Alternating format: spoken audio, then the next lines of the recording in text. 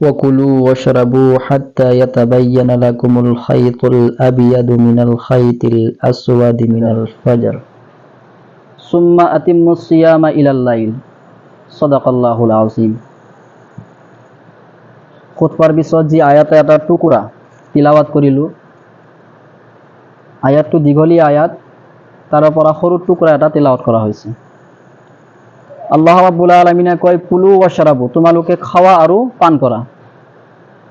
হাত্তা ইয়াতাবায়্যানা লাকুমুল খাইতুল আবিয়াদ, যেতিয়ালৈকে নেকি আসমানত বগা দাগ সফেদি নাহে। হাত্তা ইয়াতাবায়্যানা লাকুমুল খাইতুল আবিয়াদ মিনাল খাইতিল আসওয়াদ, যেতিয়ালৈকে নেকি কোলা মেঘ যায়, বগা মেঘ নাহে।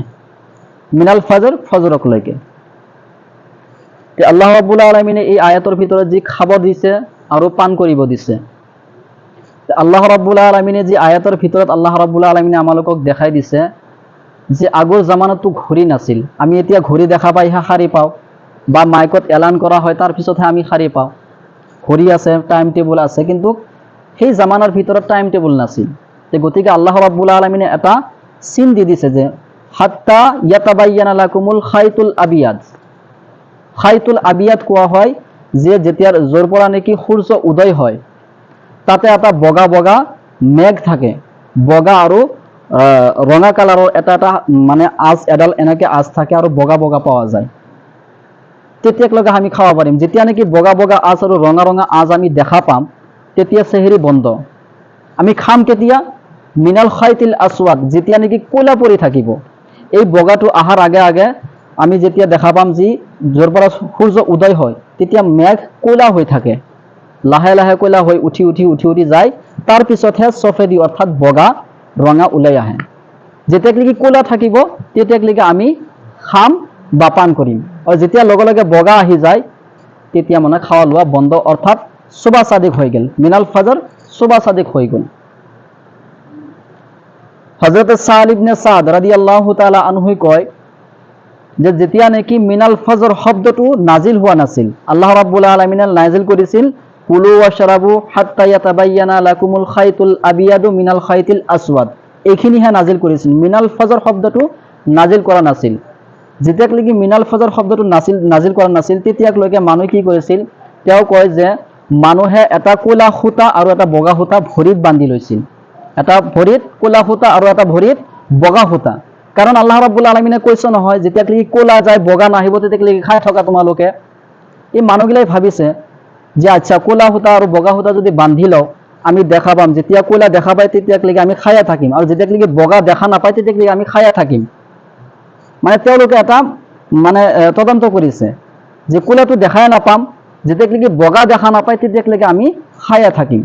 তাৰপিছত আল্লাহ ৰাব্বুল আলামিনে মিনাল ফজৰ নাজিল কৰি দিছে।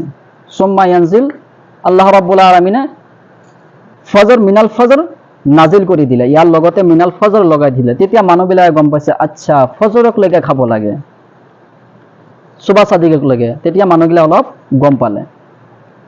ইয়াৰ ভিতৰতে কয় হযরত আদী ইবনে হাতিম রাহমাতুল্লাহ আলাইহি, তেওঁ কয় রাদিয়াল্লাহু তাআলা আনহু, তেওঁ কয় যে মই যেতিয়া এই আয়াতটো নাজিল হৈছে, তেতিয়া মই কি কৰিছো, এটা বগা সূতা আৰু এটা ক'লা সূতা মই গাৰৰ তলত সোমাই দিছো। যেতিয়ালৈকে মই বগা সূতাটো দেখা নাপাম, তেতিয়ালৈকে মই খায়ে থাকিম। এনে বুলি ফালে তেওঁ সোমাই থৈ দিছিল। ৰাতিপুৱা আল্লাহ ৰসুল সাল্লাল্লাহু আলাইহি ওয়াসাল্লামৰ ওচৰত খবৰ গ'ল। আল্লাহ ৰসুল সাল্লাল্লাহু আলাইহি ওয়াসাল্লামে কৈছে যে ক'লা সূতা আৰু বগা সূতাৰ দ্বাৰাই হৈছে যে ক'লা সূতা হৈছে ৰাতি আৰু বগা সূতা হৈছে দিন। অৰ্থাৎ যেতিয়ালৈকে আমি বগা মানে আসমানৰ ভিতৰত দেখা নাপাম, তেতিয়ালৈকে আমি খায়ে থাকিম। ক'লা সূতাটো হৈছে ৰাতি আৰু বগা সূতাটো হৈছে দিন। যেতিয়ালৈকে সুবা সাদিক নহ'ব, তেতিয়ালৈকে আমি খায়ে থাকিম। আল্লাহ ৰাব্বুল আলামিনে এই আয়াতৰ ভিতৰত আমালোকক ঘড়ী দি দিছে।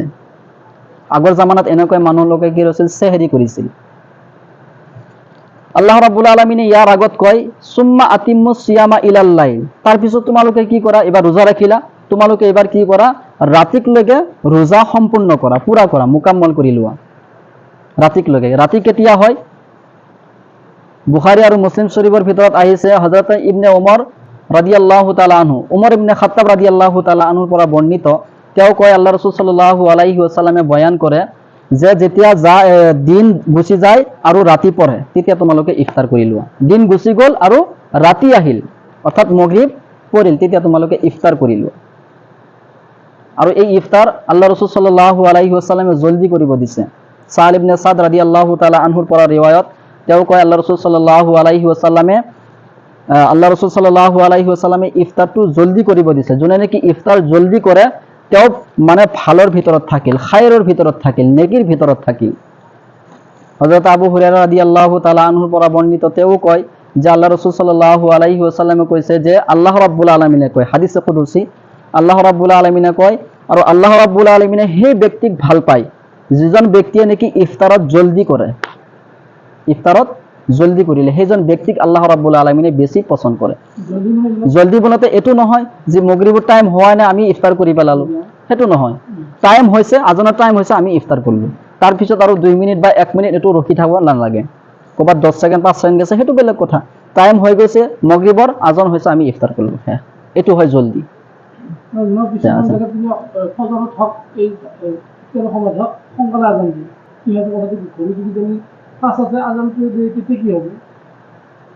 ঘড়ি ফাঁস আছে, আল্লাহু আলাম, আল্লাহ বেশি জানে, আল্লাহু আলাম। ইয়াৰ ওপৰত মই জবাব দিব নোৱাৰিম, আল্লাহ বেশি জানে কোনটো কাটটো কবুল কৰিম। তো ঘড়িটো টাইম অলপ হেৰবেৰ থাকে নাথাকা নহয়। যিয়া নহওক আল্লাহ ৰাব্বুল আলামিনে আমালোকক ইয়াৰ ওপৰত যেন আমল কৰিব তৌফিক দিয়ে। আমিন। ওয়া আখিৰি দাওয়ানা আলহামদুলিল্লাহি ৰাব্বিল আলামিন। আল্লাহুম্মা সাল্লি আলাইহি